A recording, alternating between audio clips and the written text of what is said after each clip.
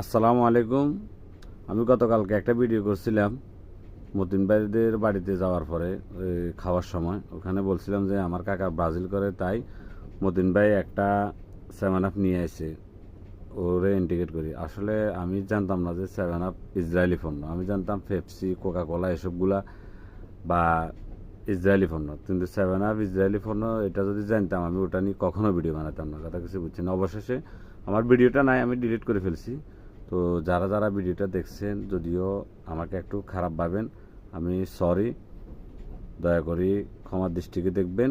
আমি ওই ভিডিওটা ডিলিট করে দিছি। যদি জানতাম যে এটা ইসরায়েলি পণ্য, আসলে আমি জানতাম না যে এটা 7 আপটা ইসরায়েলি পণ্য। যদি জানতাম এটা জিন্দিগিও কখনো আমি ভিডিও করতাম না। আমি অলরেডি ফিলিস্তিনির পক্ষে কয়েকটা ভিডিও বানাইছি। তো আমি ইসরায়েলি পণ্য নিয়ে কী কারণে ভিডিও বানাবো, কথা কিছু বুঝেন নাই। তো সবাই ক্ষমার দৃষ্টিতে দেখবেন, আর এটার জন্য আমি সরি। তো সবাই দোয়া করবেন আমার জন্য। আসসালামু আলাইকুম।